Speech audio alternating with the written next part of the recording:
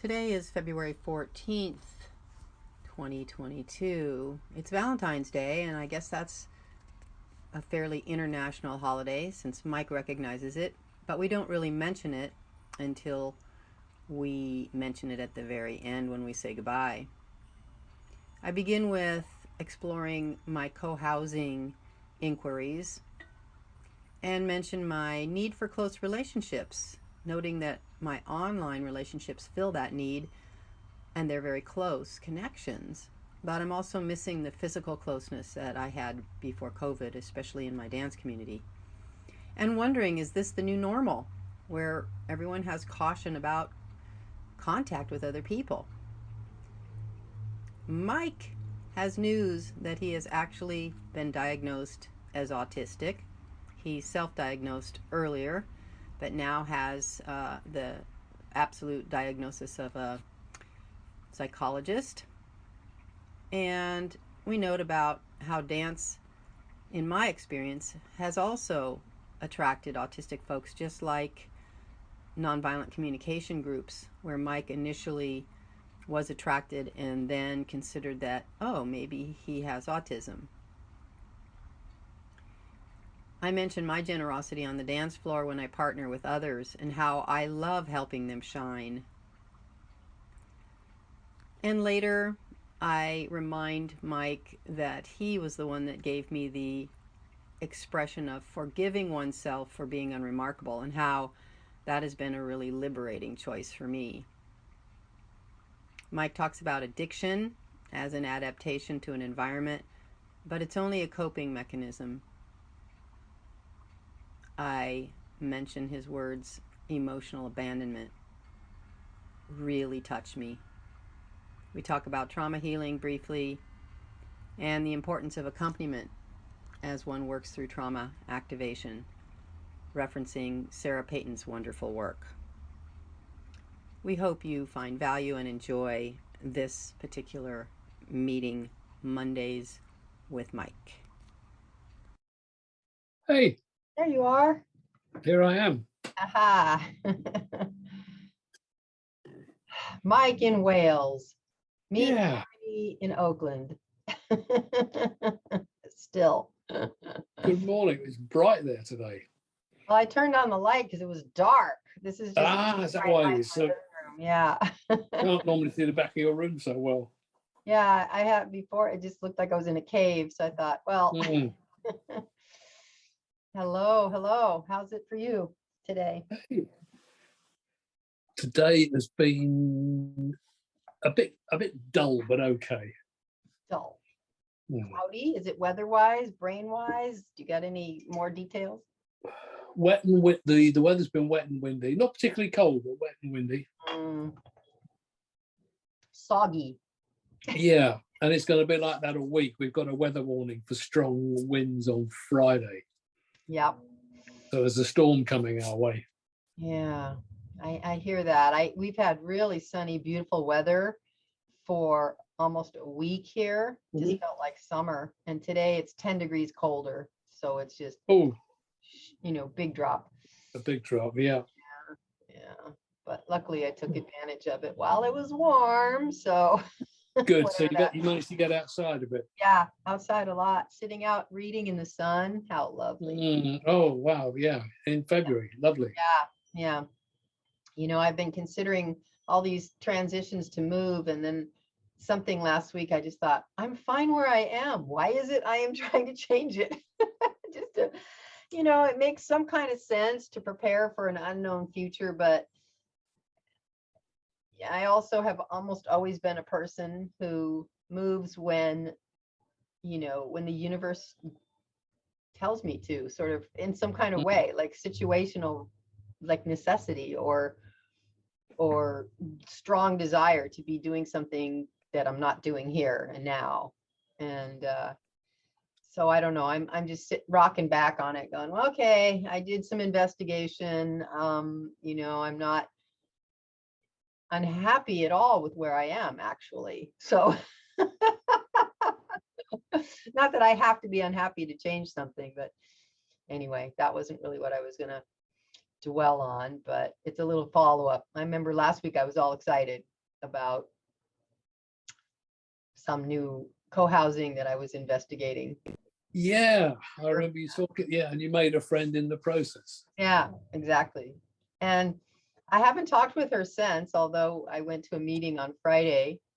That was kind of a what they call a happy hour. So it was people that are already in, mostly have already committed, and maybe one or two new people. And I don't know, gosh, Mike, I was like less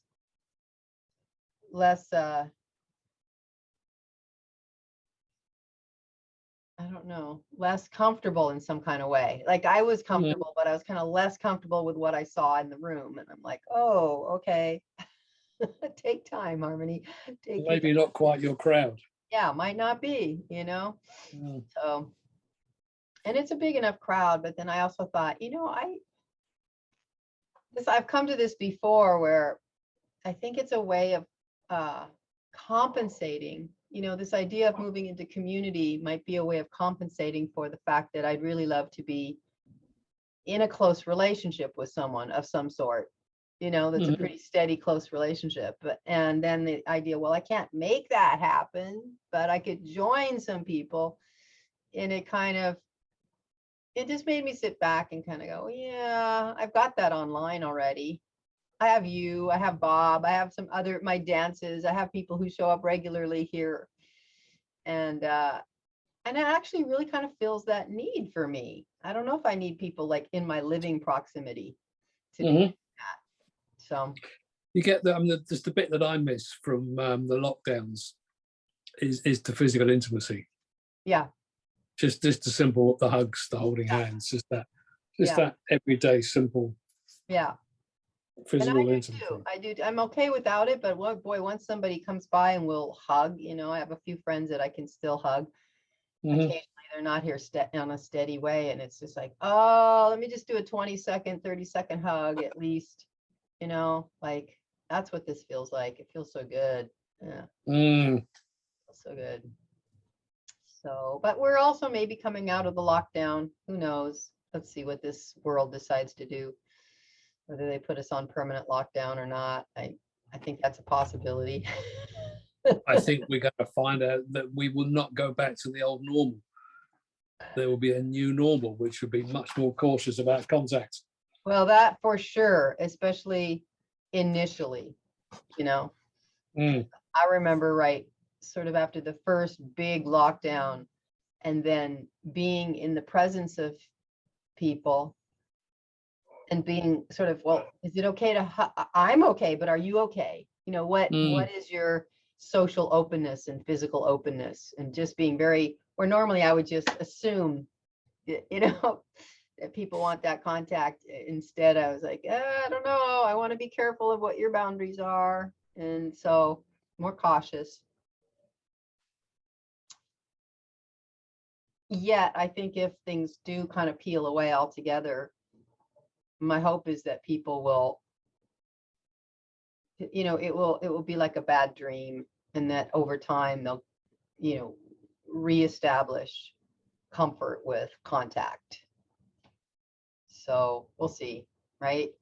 I don't know. I don't know. Maybe I'll lead the charge in that area. Look out, Harmony's coming in for a hug.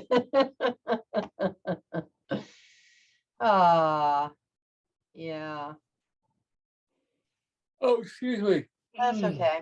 Yeah. I got up very early again this morning. Did you? 3 or 4 in the morning? Yeah, I'm kind of, it's creeping round. It's a bit, I'm going to fidget now because my back's aching. Yeah. My bedtime is sort of creeping earlier and earlier, and my getting up time is creeping earlier and earlier. I noticed that too. Tell me, when are you going to bed now? I'm trying to stay out of bed till 9 p.m. and it's not always working. I felt that way about a week and a half ago. I was going to bed at 7:30 and 8:30 at night. I was just tired, Yeah, one day in the last week I've gone to bed at 8 o'clock. Yeah. And I sleep through till 5ish. Yeah, that's good. You're sleeping. That's, Mm. I mean, I think, Mostly getting good sleep. yeah, and maybe that is a real listening, go to bed actually when I'm tired rather than, oh, Mm. I'm gonna wait until it's late and then, yeah, yeah. Mm. Oh, anyway, I have some news. Oh, good. Let me know. What is it? I had a first session with the psychologist last Tuesday, Mhm. and I have a diagnosis of autism. I think And that's a I good have, thing, right? yeah, yeah, I'm comfortable with that. It would have been Oh, more annoying if she said no. I thought, well, bloody hell, what is it then? What are these yeah, bits what's of wrong life that I with struggle with? So I have 2 more sessions to we can narrow down the specifics, me? because autism covers a lot of ground. Yeah. So we sort of home in on specific places where support would be useful, where Mm, they're most challenging. mm. And then And then go ahead.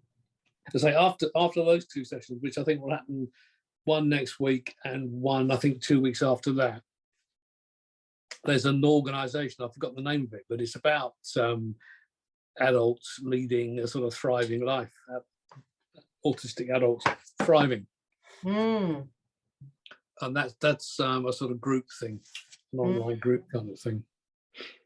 mm. Well, that's kind of a game changer. I mean, Yeah.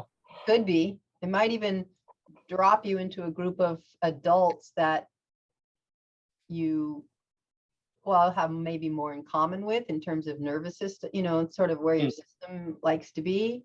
I thought, oh yeah, kind of like with um, Linda Joy, there was a match there. Not that she was on the Mm. spectrum, but there was a match that kind of allowed you to be with her, without having to guard your space in some kind of way. Yeah, there was a match in energy levels and pace of life and mutual respect for Mhm, space and mhm, sensitivities. mhm. Yeah, and so kind of my fantasy is maybe someone who's living with the same kind of difference, if we'll call it that, or specialness or particular kind of um, approach to life because of how their brain works, Mm. you know, uh, would have perhaps a little more in common, something like that, in common in terms of and an understanding. I know it's a relief for me to meet someone who has gone through life and has kind of is in my similar sort of values bowl and maybe life Mm. experience bowl, like we've had The some. worldview, similar Yeah, worldview. yeah, exactly. So who knows what you'll run into, kind of a new Yeah. yeah. Oh, excuse me. The other thing that was interesting that the psychologist said that, and I didn't know this, a lot of autistic people are drawn to NVC, which I was not aware of, because I came across autism within the NVC community. That was how I got to thinking of it, because a couple of other people discussed it. But so that it did occur to me so that maybe I could offer, because I've been around NVC for 9 years now, maybe there's something I have to offer to Yeah, the autistic community online. yeah, Oh, excuse you me, my go. eyes are tired. That's all right. Yeah.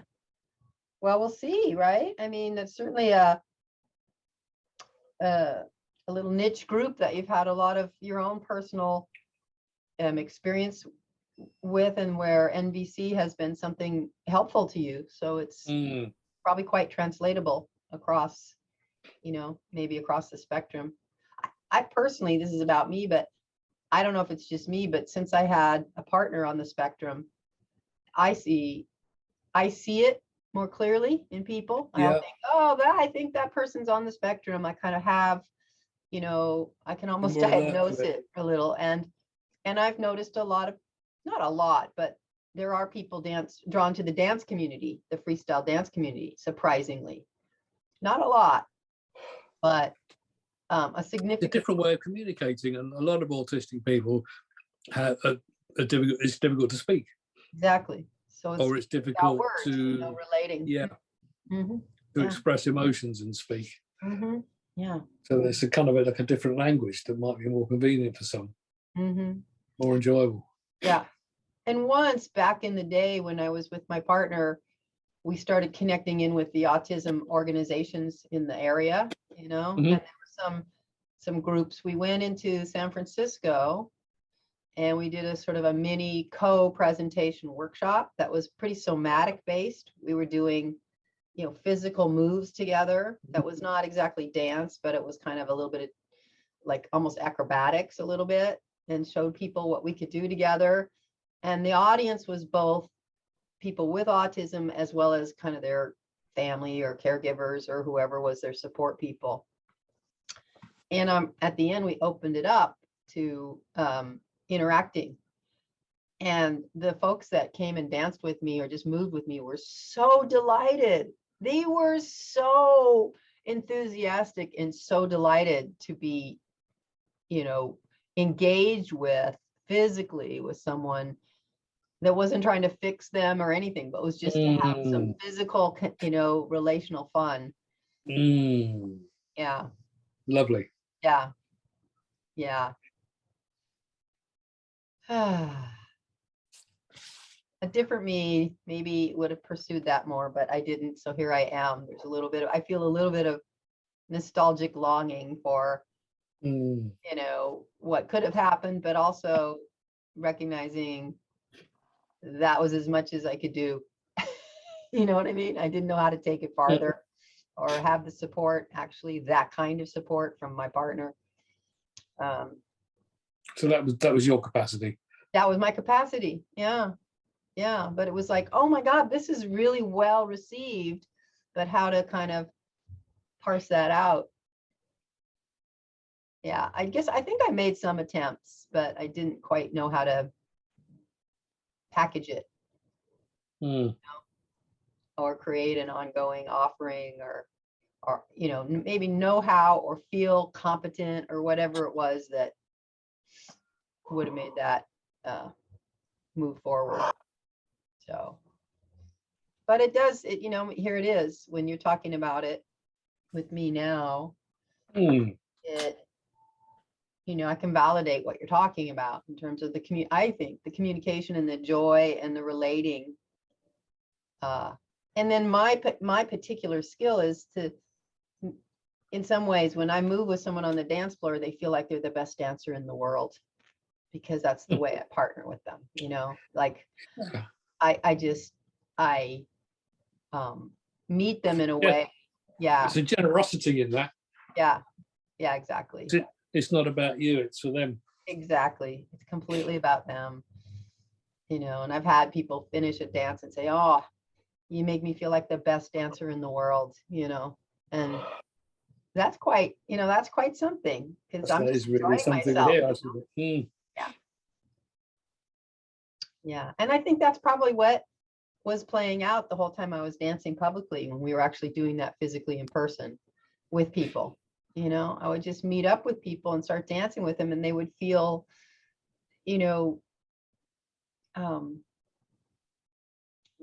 like special dancers, they would just feel like, oh,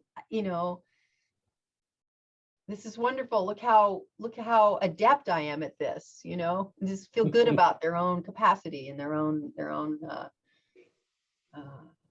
self. Yeah.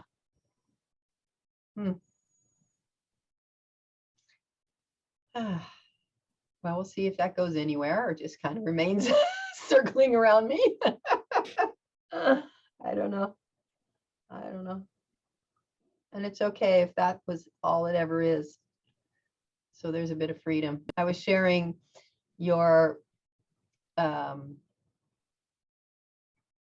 guess it was a decision or a recognition that you shared with me that was something to the tune of, I give myself permission to not be exceptional.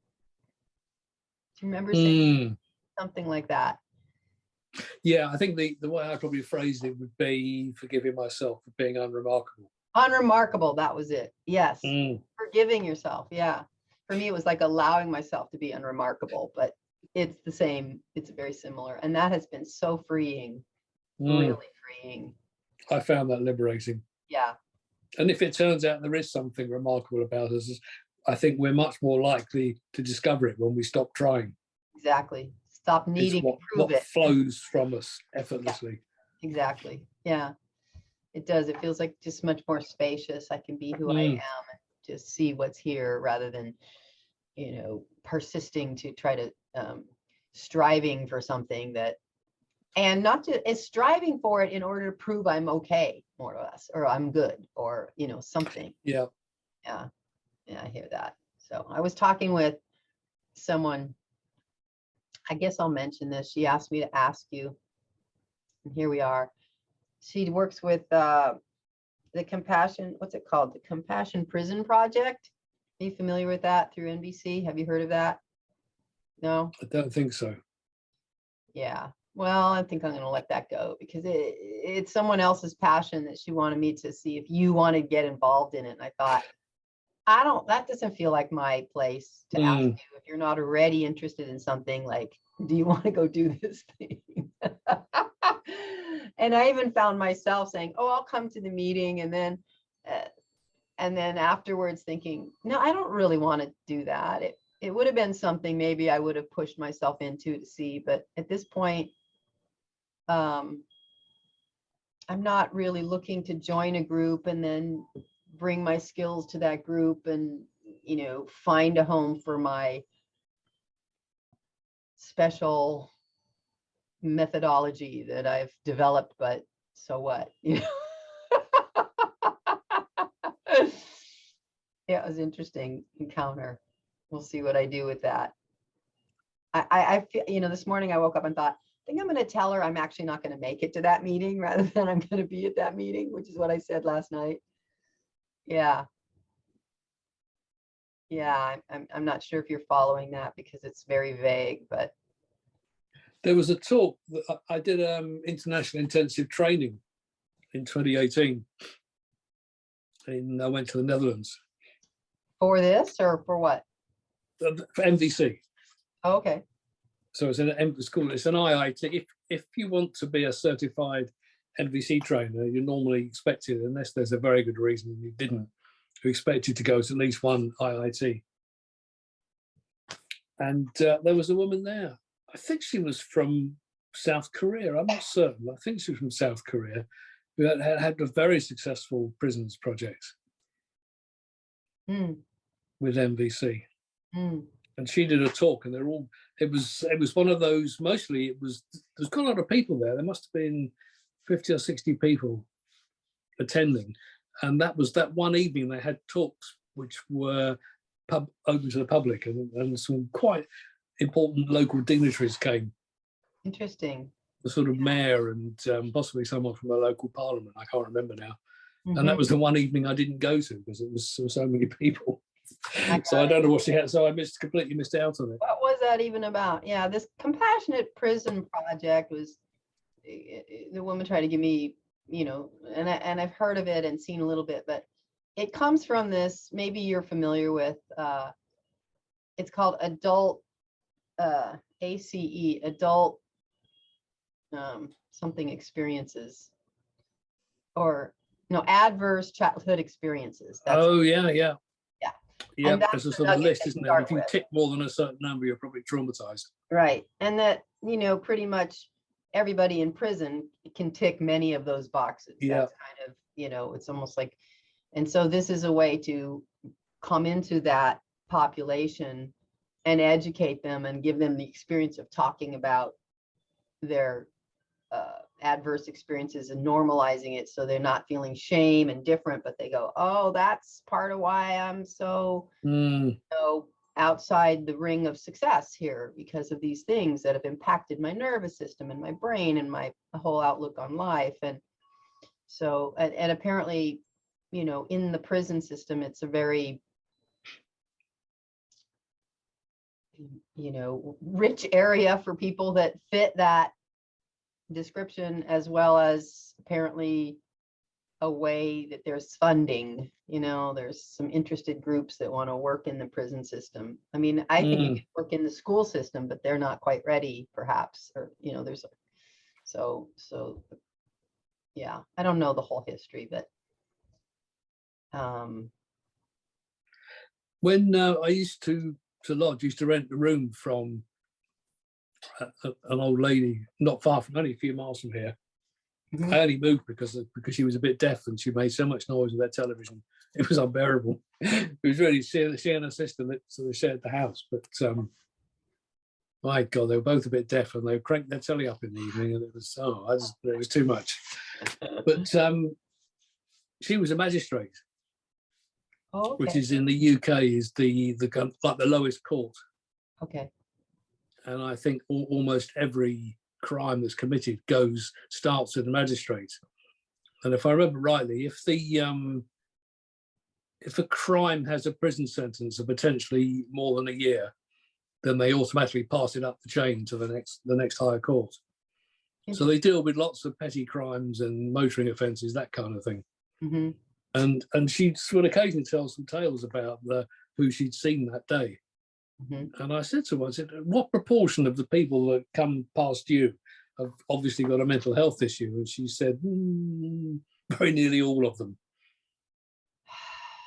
I mean, the odd motoring offence, you might say that was just somebody who was careless and got caught for going over the speed limit for the third time. But right. Almost everybody else that went by, and some of them, but we have this, there's something that a judge and a magistrate can do in the UK. Somebody can be bound over to keep the peace. So if they've been disturbing the peace, behaving aggressively, getting into fights, they can be bound over to keep the peace. I'm not exactly sure what it means, but it's something along the lines that if they don't commit another crime for a period of months, then it'll be written off.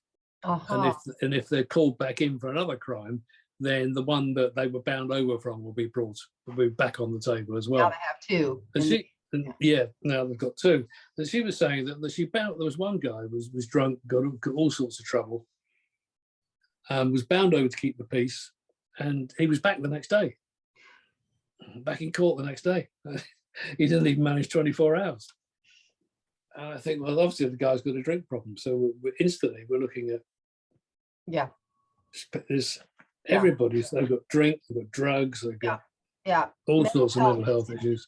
Medicating, it's self-medication, for an unendurable state of mind, or that this is, I think so too. And as you and I have talked, I think a lot of this comes from childhood. These are adverse childhood events that just don't get companioned and don't get handled and don't get resolved, and so they just become like the core bricks upon which the personality is built, and they're just going to be there until they get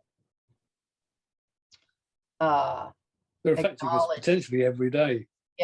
Choices exactly. we make every day, particularly for people who are in the depths of an obsession, an addiction. Yeah, exactly. And without help, they just, that's their way of coping, and they actually are. It's just that there's a stigma, that just a mental health stigma entirely, and then as soon as there's an addiction, then now it's a drug use problem rather than a mental, emotional, social,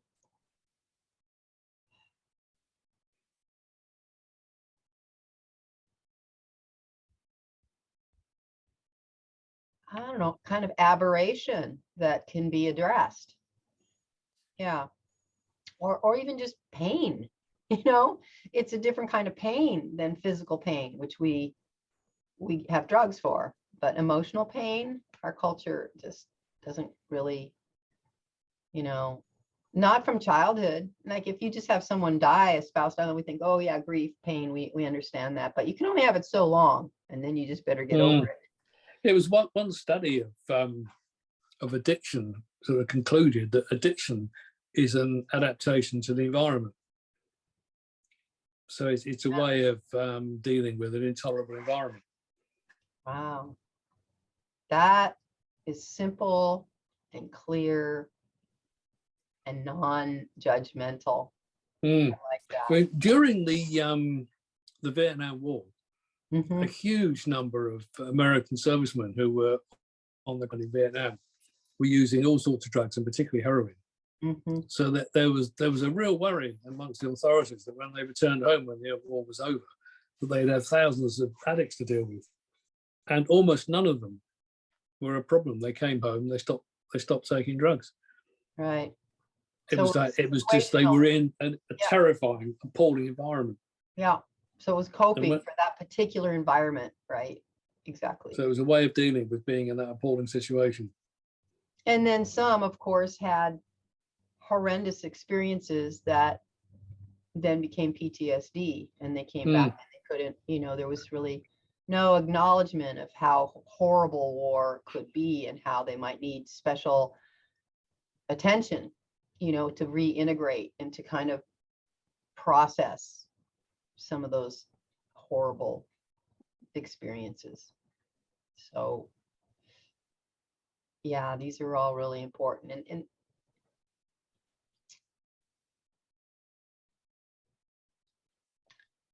in some ways, I feel like I've spent my life trying to figure out what is mentally and emotionally constricted in me that, from my childhood, from not so much things that happened, but almost things that didn't happen. Neglect, kind of emotional neglect is very difficult to capture and say, oh, this is what it is, because it's an absence rather than, an assertion. Just as traumatizing as being abused. Exactly. Yeah. For neglect. Yeah. Yeah. It's a sort of emotional abandonment. Exactly. Yeah. Yeah. Ooh, you have a way with words, Mike. Emotional abandonment. That is it. I've never put it in those words. I'm ready. I feel quite tender having said that, because it kind of struck home for me as well. Who said it? Beg your pardon? Did you say someone else said it? What did you say? No, when I said it just then, it sort of struck home for me as I said it. Yeah. Yeah. Yeah. I think that's something that will come up with these couple of sessions with the psychologist to narrow down where I am on that field of autism. It couldn't have been diagnosed when I was a child because the knowledge just wasn't there. Right. It's only in the last 20 or 30 years that the knowledge, the understanding's improved. So I spent all those years sort of being told that, I was just lazy or stupid, and if I tried harder, I'd be doing better at school. Yeah, the lack of awareness. Now there's the neuroscience. Finally, they say, oh, I see the brain. We can see how, the brain needs this, but somehow the person doesn't need it. That's an interesting thing. I'm really curious. I would really like to, given that we're talking about emotional abandonment now, and that is also, my core wound, if you will, I think. I would be really interested to see where you get positioned, what kind of treatment there is or what kind of support there is for that, because that feels really germane to myself without the diagnosis of, mine is a neglect diagnosis, not an autism. That's a topic we could definitely come back to in future call. Yeah. And it is, it's trauma. So how do we deal with trauma? Yeah. And I'm still not very clear about that, but I know you're I've forgotten her name, but the NBC trainer. Yeah. Yeah. What's her name? Who does neuro stuff as well? Sarah Peyton. Sarah Peyton. So is that Sarah Peyton is probably a great route. And I don't like her very much. It just doesn't quite interlock for me. Yeah, but I know she does for you. So I think that would be a good place to start. Yeah, and her work has been exceptionally sort of eye-opening and heart-opening for me. The idea about accompaniment. Yeah. you know, whether we're accompanied when trauma is activated inside of us, whether there's a person there or not. That's like, oh, yeah. So when we're completely alone and unaccompanied, it is another deeper layer of. Let's carry that one over to another call, to a later Okay. call.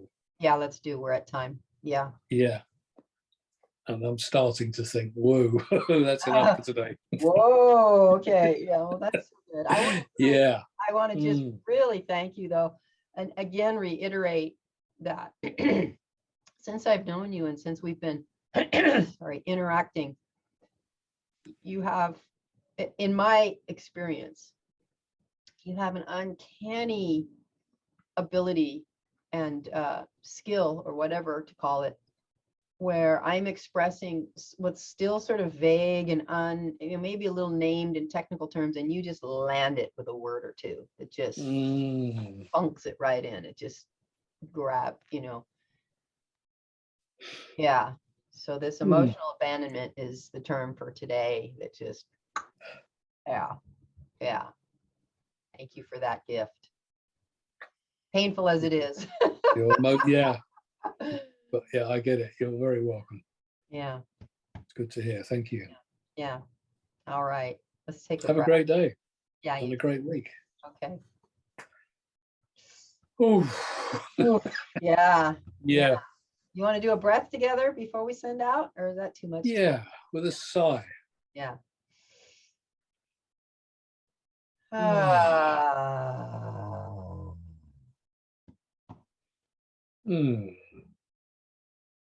Yeah. Better. Is that helpful? A little bit? Yeah. Good. All right. It's settling. I love you, and I love that you show up here and that we have this wonderful connection. Me and my friend. Oh yeah, because it's Valentine's Day. Well, we could speak about love. We didn't speak about love. That's too bad. That's sort of trivial, but this is yeah. I've got a new iPad, and I think the camera. Oh yeah, your angle is different, but that's okay. Just bring it on in anyway. Yeah. Now I'm not sure where the camera is, but still, there we go. Thank you, Mike. Enjoy your week. I'll see you next week. Have a great week. Okay.